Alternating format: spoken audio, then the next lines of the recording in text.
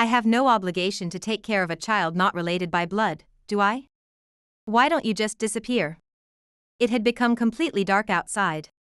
Standing in front of the entrance to my family home, blocking my way in, was the woman who had become my father's second wife. That day was the funeral of my father, who had died suddenly in a traffic accident. To my stepmother, now that her husband was gone, my presence as his child from another marriage seemed nothing but a nuisance. We had never gotten along well. With my father frequently away on business trips, our house was always silent. When my father was around, my stepmother played the role of a good wife. But when he was absent, she dumped all household chores on me, including cooking. Taking advantage of the fact that I was a student preparing for university entrance exams, she would forcibly throw away my belongings, saying, "You don't have the luxury to play, do you?" I had no choice but to stop decorating my room with things I liked. Right after the funeral, as I returned home, most of my belongings had been messily packed and thrown into a light truck. The ruthless stepmother repeatedly told me to leave. As I turned my back, she sneered and said, "That's what happens when you're a high schooler still spoiled by your parents. I'm teaching you the harshness of society, so you should be thankful." My name is Mandy. I am a high school senior with university entrance exams just a few months away. Although I started going to school less frequently after the winter break, I made a conscious effort to attend. At school, I could meet classmates who were also studying for exams. And if there were questions I didn't understand, I could go to the staff room. The time spent alone in the quiet classroom solving past exam papers of my desired university was irreplaceable. Thanks to my daily attitude towards learning. One of the teachers had a high opinion of me and often encouraged me by saying, "You'll definitely pass." That gave me confidence, and all that was left was to push myself further.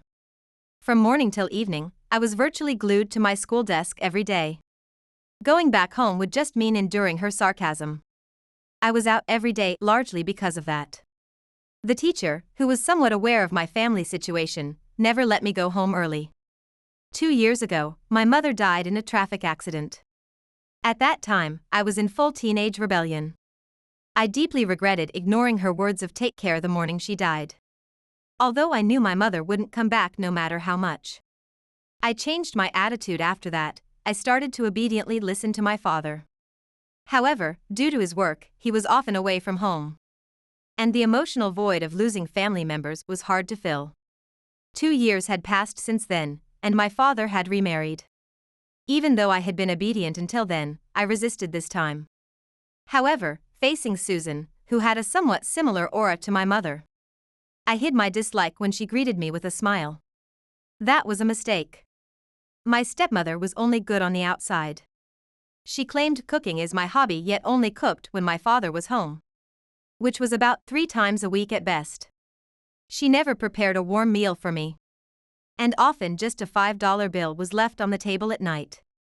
However, she frequently attended school meetings, engaging in small talk with the teacher. Sensing something was wrong, the teacher later offered me a personal consultation, during which I discussed my academic and family issues. As soon as my father returned, our home would warm up. My stepmother vented her frustration from work through harassment towards me, cleverly hiding it. The reason I couldn't tell my father was because my stepmother repeatedly told me, "Your dad is on my side, so it's pointless to badmouth me. I'm your mother, so of course, I'm right. If you keep being selfish, he might abandon you." Well, that would be more convenient for me. Those words weighed heavily on me. I was not confident that I could remain myself if I lost my father after my mother. Moreover, I didn't want to trouble my father, who returned home even though he was always busy. My stepmother knew that, played sweet in front of my father, and threatened me, effectively controlling our household. Her harassment escalated daily, with constant sighs and verbal abuse, pushing most of the housework onto me, and even starting to throw away my belongings. My room, once decorated with idle merchandise, was now bare because she threw everything into the trash, complaining, "You don't deserve to be a student if you're just playing around. Return the exam fees if that's all you do." I kept small items in inconspicuous drawers, but it was not so easy with larger items. The classic guitar that I had learned to play as a hobby. From my mother had always been leaned against the wall near my desk. After my mother had painstakingly saved up from her part-time job to buy it. She handed it down to me, and I became deeply enchanted with it. Since my stepmother came, I stopped playing at home. But occasionally I took it out of its case to touch and tune it. When my stepmother was out, I secretly played it, cherishing the guitar that had become a memento of my mother. However, it seems my stepmother didn't like that either. It was her who started saying that all things related to my mother should be sent back to her parents' house. Keeping things of someone who has passed away will only bring bad luck. She told my father that, but he did not agree. He had remarried, but he did not want to forget my mother. I was relieved to know that. The stepmother looked dissatisfied. But it was settled that I would take all the items my mother had cherished, including the classic guitar. Whenever I wore something of my mother's, my stepmother would pointedly remark, "That design doesn't suit someone your age. Why don't you sell it at a pawn shop and turn it into money?" That's what I would do. Don't blame me if you fail your exams because you're distracted by such things. I'll just laugh at you then, so do your best. During the time when I took my stepmother's sarcasm seriously, there was a period when I couldn't eat anything at all. It seemed that even my father noticed the change in my body shape as he asked, "Are you okay? Are you eating mom's meals properly?" Just then, my stepmother quickly interjected, pretending to tear up. Maybe she still can't forget her mother's taste. I'm not as good as her mother, but I'm trying for Mandy's sake. And just like that, I was made out to be the villain. Don't trouble mom. I understand you're at an age where you might want to go on a diet. But make sure you eat properly when it's time to eat, my father said, and upon hearing that, my stepmother had a triumphant look on her face. It became clear to me that my father cared more about my stepmother than me. Thinking this, I had no choice but to act as if I were not around when I was at home. The reason I didn't stray from the right path despite such a home environment was undoubtedly thanks to the school. That's why I spent from morning till evening in the classroom. Once morning came, I could go to school again. School was my sanctuary. But cruelly, even my father was taken away by God.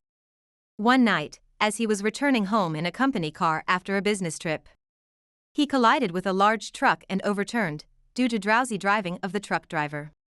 A blow to the wrong place made him killed instantly. Throughout the wake and funeral, relatives all offered me words of sympathy. However, it was clear that they were treating me with kid gloves after losing both parents in succession, and it felt very uncomfortable to be the subject of curiosity by relatives whose faces I barely knew. The chief mourner was my uncle, as the role was too much for me, a minor. And my stepmother kept insisting she didn't want to do it. Coupled with my stepmother's arrogant attitude, I ended up attracting more attention and could only pray for this time to end quickly. After the funeral, I was supposed to go home and start sorting out my father's belongings. However, as soon as we arrived home, my stepmother handed me a $100 bill and said, "Go have some food with this." Confused, I stood still, and she added, "You haven't eaten anything today, right? You should take care of your health, especially before exams."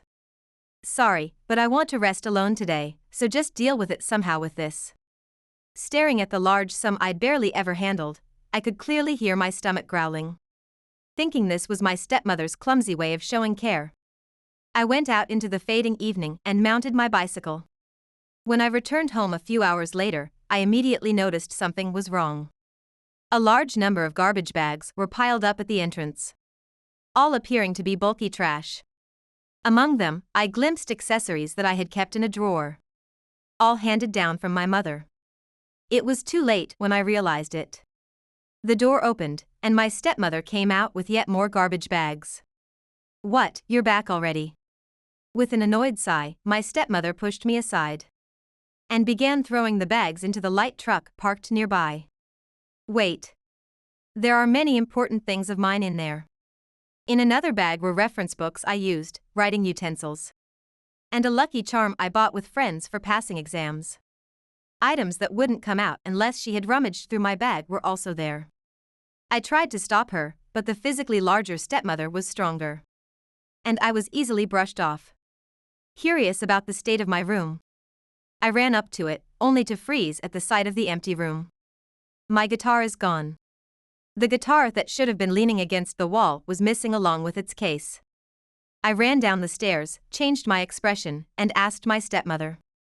Without any remorse, she looked at me annoyingly and said, "I sold that shabby guitar this morning. It was dirty, but musical instruments still fetch a decent price, you know. Thanks to that, I can buy the new cosmetics that come out the day after tomorrow. That was a keepsake from my mother. Go buy it back right now." At that moment, my stepmother slapped me hard across the face. I don't like that attitude. How pathetic to keep dwelling on someone who's gone. I didn't choose to be your parent because I wanted to, so if you don't like it, leave right now.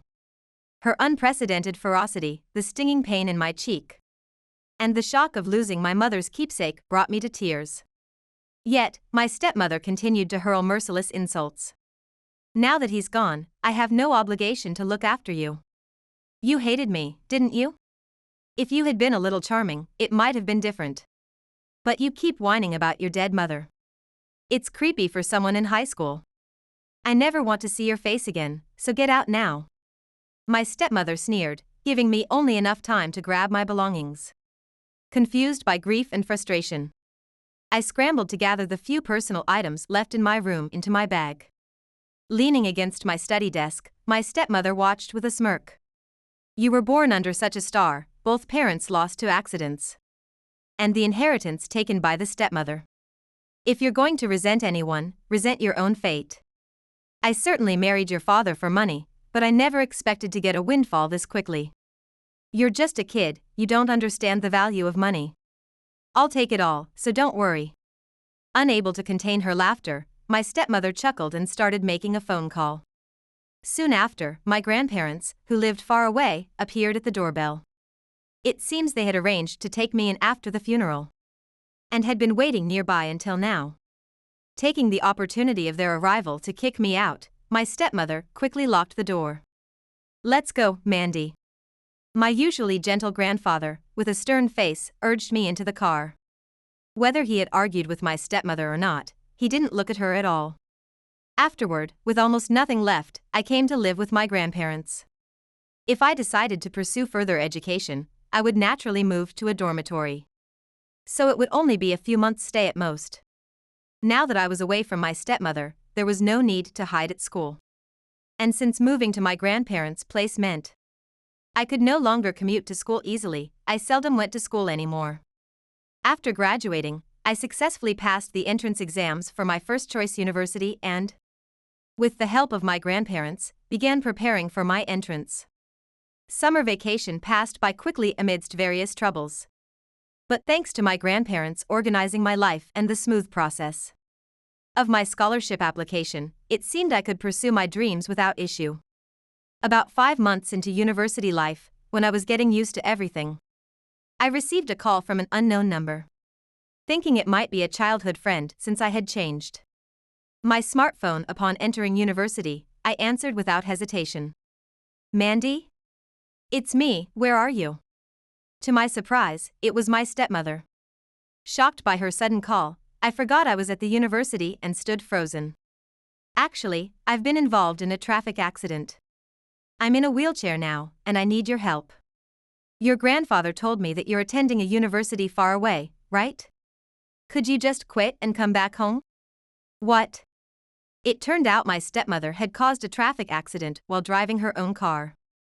Due to speeding and dangerous driving, she hit a pedestrian and then, in a panic, crashed into a guardrail. Because she wasn't wearing a seatbelt, she sustained severe injuries with lasting effects all over her body. Moreover, to my disgust, she had been squandering my father's inheritance in nightclubs almost every night and had been drunk when she drove on the day of the accident. Essentially, she was drunk driving and caused the accident herself. Her claim of being involved in an accident was an utter lie. An obvious attempt to gain my sympathy. Now, with the inheritance nearly gone and forced into resignation due to the accident, she was struggling to make ends meet, which was why she contacted me. I thought it would have been better if she had sustained a severe injury that might have made her reconsider her actions, but dishonest people tend to live on stubbornly. It made the national news. The victim's injuries aren't even that serious, but it's blown out of proportion. Even now, perhaps drunk, she spoke about the terrible incident as if it were a joke.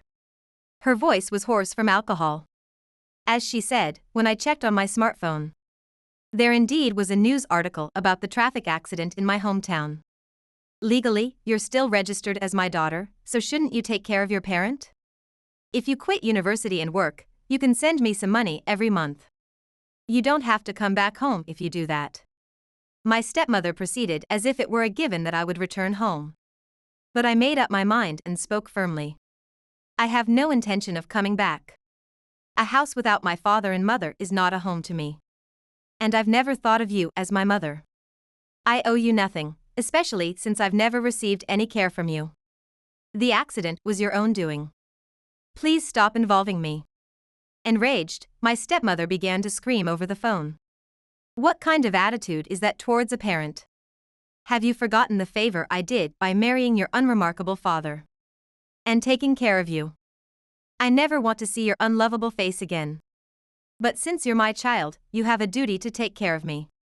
She kept repeating the word ungrateful, and since she wasn't saying anything new, I forcibly ended the call. Luckily, she didn't know which university I was attending. The idea of quitting university for a stepmother I despised was absurd. However, if she went on a rampage and somehow harmed my grandparents, that would be unfathomable. I explained the situation to a few friends and a professor from the law faculty to discuss what I should do. They unanimously said, "You don't need to listen to such a person. Mandy, you should live for yourself." This confirmed that my thoughts weren't wrong, and I felt much relieved. Later, introduced by the university, I sued my stepmother, who had squandered my father's inheritance all to herself.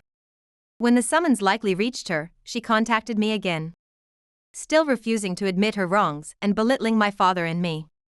And even my mother and grandparents. I had had enough. With the help of my grandparents, we gathered more evidence, including the verbal abuse from my stepmother recorded by my grandparents on the day of my father's funeral. Is there any need to care for a husband's child? She doesn't warm up to me at all and is genuinely unlovable. Do you understand how I feel, having to listen to that dirty guitar every day? I don't care about her keepsakes or whatever. She's just in the way. I don't want to take care of her, so please take her away soon. Other relatives who happened to be nearby also heard these comments, lending credibility to the claim, acknowledged by our lawyer. Pushed further, my stepmother tried to seek help from other relatives. But I had already laid the groundwork. Because the entire family and other relatives had learned of my stepmother's terrible treatment of my mother's keepsakes, it seemed that no one was willing to associate with her anymore. My successful claims for the return of the inheritance and compensation forced my stepmother into debt. Without a car and with no opportunity for leisure, she had to work from morning till night in a live-in job. From then on, money from my stepmother started trickling into my account monthly. I saved it up and went to the pawn shop she had taught me about, where I bought back my mother's classic guitar. The shop owner had sensed something off about the guitar and had thankfully kept it without selling it to anyone else. Reunited with the guitar, I couldn't help but tear up, and the shop owner comforted me, making me feel grateful for enduring through everything. Later, my stepmother continued to scrape by, working menial jobs. The money she earned went mostly to living expenses, payments to me, the accident victim, and her own medical bills, leaving her unable to save. At one point, she even tried to escape her live-in job due to her uncomfortable situation. But because of her limited mobility, she was quickly located and returned to her former workplace. She continued to use alcohol as an outlet for her stress, and the letters she sent me were filled with erratic, worm-like handwriting, unreadable at best. Eventually, drinking would likely ruin her health completely. As for me, I was enjoying a meaningful college life, thanks to earnestly earning credits. I didn't need to attend university as much in my senior years, and I quickly secured a job offer. Afterwards, I focused on my part-time job, sending money every month to the grandparents who had supported me. They were pleased to see me grow up well. But I knew I couldn't have made it without them. Returning to my grandparents' home, I saw the portraits of my mother and father lined up, watching over me from the skies. Looking at my parents smiling gently in their photos, I walked through life protected by everyone, grateful for their support.